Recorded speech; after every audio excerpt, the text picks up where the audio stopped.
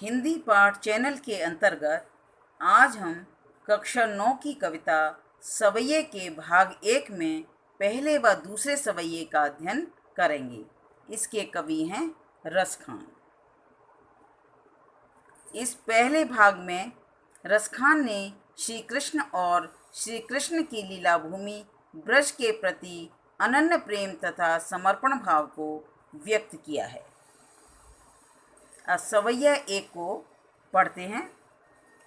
मानुष हो तो वही रस खाने, बसों ब्रज गोकुल गाँव के ग्वारन। जो पशु हो तो कहा बस मेरो, चरो नित नंद की धेनु मजारन। पाहन हो तो वही गिरे को, जो कियो हरि छत्र पुरंदर धारन। जो खग हो तो बसेरो करो मिल, कालिंदी कुल कदम्ब की डारन। अब इसके कठिन शब्दों को समझेंगे। मानुष का अर्थ मानव, ग्वारन का ग्वाला, मझारन का बीच में, कालिंदी का अर्थ यमुना नदी। अब हम एक एक पंक्ति का अर्थ समझेंगे। मानुष हो तो वही रस खाने, बसों ब्रज गोकुल गाँव के ग्वारन।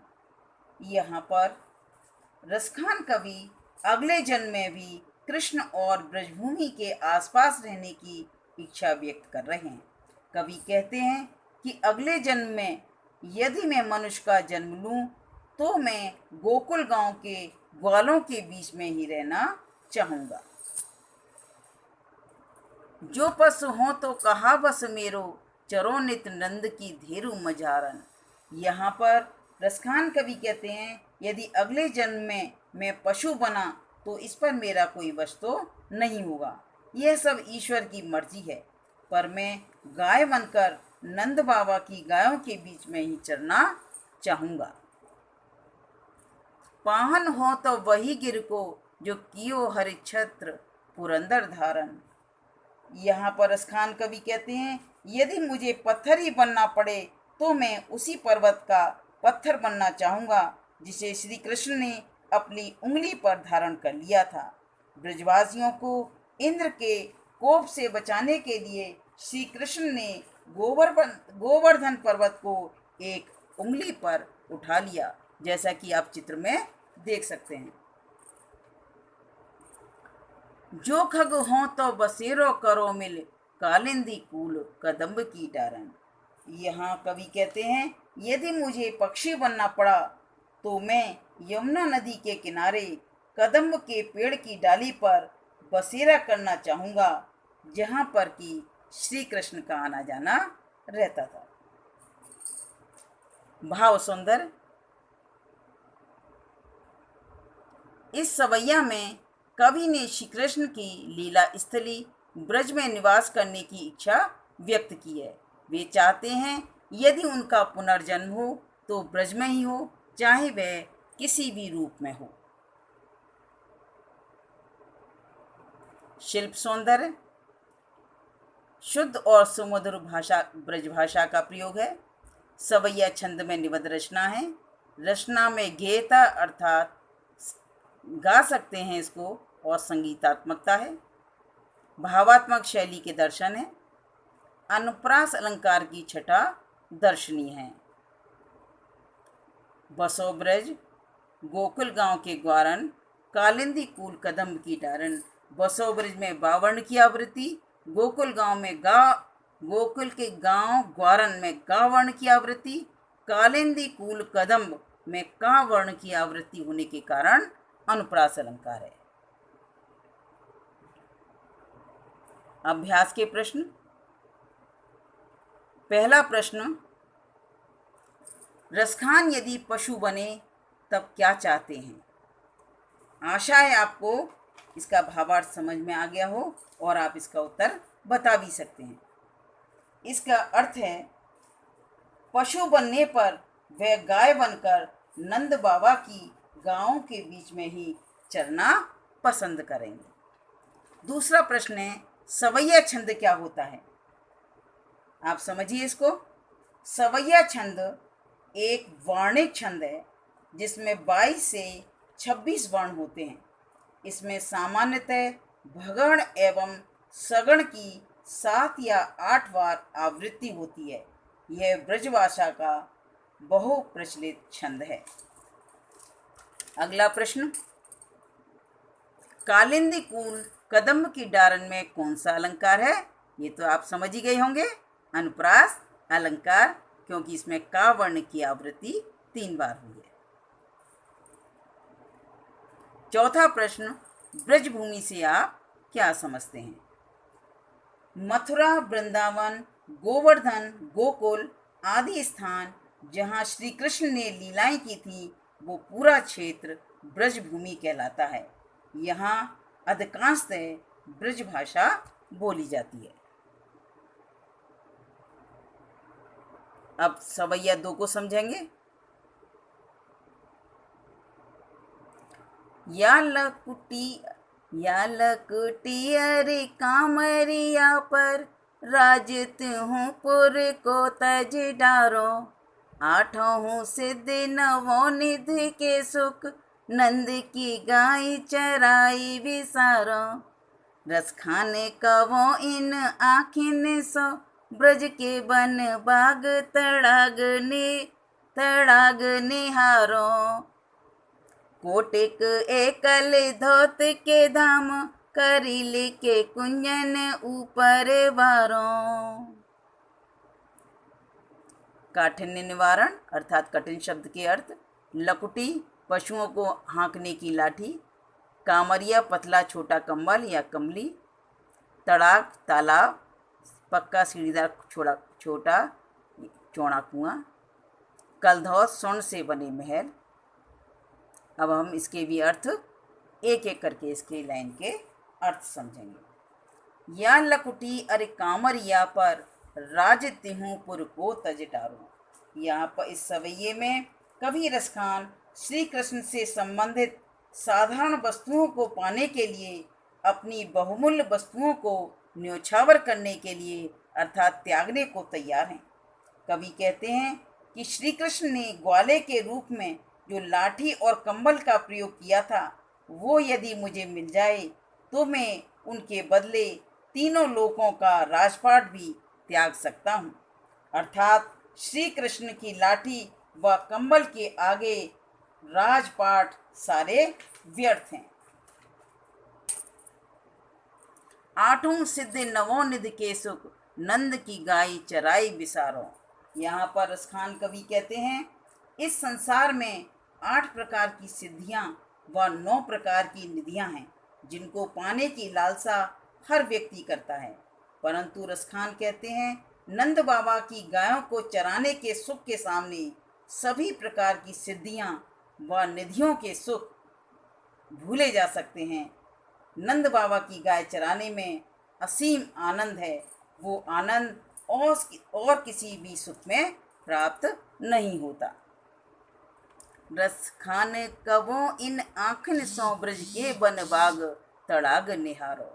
यहाँ पर रसखान कहते हैं कि जब से मैंने इन आँखों से ब्रजभूमि के वन बाग तालाब आदि देखे हैं तब से मुझे अन्य सारे सांसारिक सुख व्यर्थ प्रतीत होते हैं।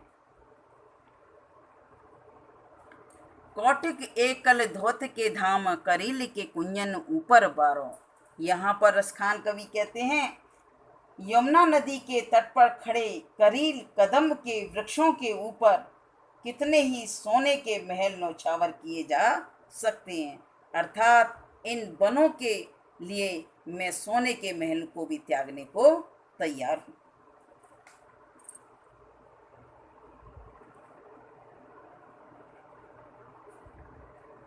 भाव सौंदर्य। इस सवैये में रसखान का श्री कृष्ण के प्रति प्रेम व्यक्त हुआ है। उन्हें श्री कृष्ण से संबंधित छोटी से छोटी वस्तु से भी इतना प्रेम है कि वे उसके लिए संसार की बड़ी से बड़ी सुख संपत्ति भी त्यागने को तैयार हैं। शिल्पगत सौंदर्य।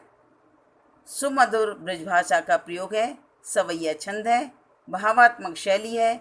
अनुप्रास की छटा देखिए, नवोनिधि में नावर्ण की आवृत्ति, ब्रज के वन बाग में बा वर्ण की आवृत्ति और कलधौत के धाम करील की कुंजन में का वर्ण की आवृत्ति से अनुप्रास अलंकार है।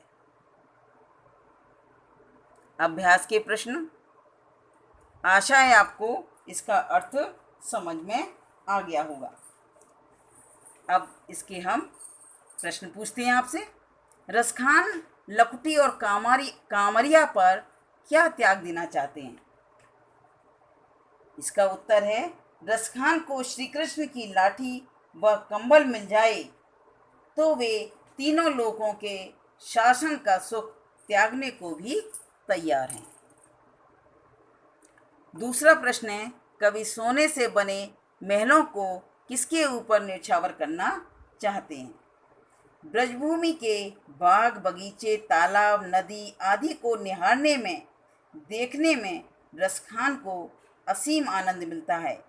इन बाग बगीचों, तालाबों आदि पर वे सोने से बने महल भी न्यौछावर करने को तैयार हैं। तीसरा प्रश्न, इस सवैये में रसखान की कौन सी विशेषता उभरती है? इसका उत्तर है, इस सवैये में कवि रसखान का श्री कृष्ण की वस्तुओं एवं श्री कृष्ण से संबंधित स्थलों के प्रति अटूट प्रेम व्यक्त हुआ है। यह कृष्ण के प्रति उनके लगाव व आसक्ति को दर्शाता है।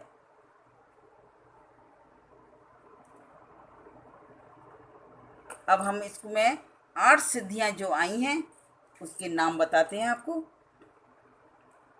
अणिमा, इसका अर्थ है अनुरूप होकर सब जगह पहुंच जाना। अनुरूप मतलब बहुत छोटा रूप। दूसरी सिद्धि है महिमा, विशाल रूप, महा आकार लेने का गुण, यानी कि बड़े से बड़े आकार में बदल जाना।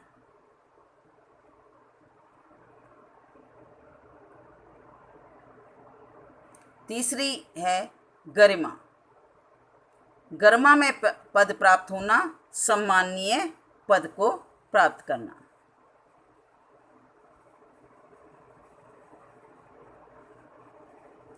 अगली है लघिमा, सूक्ष्म रूप धारण करने का गुण, बहुत छोटे रूप धारण करना।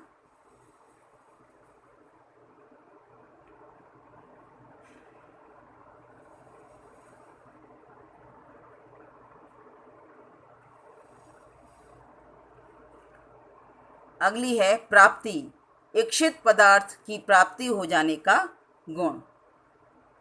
अगला है प्राकाम्य, अदृश्य लुप्त हो जाने का गुण।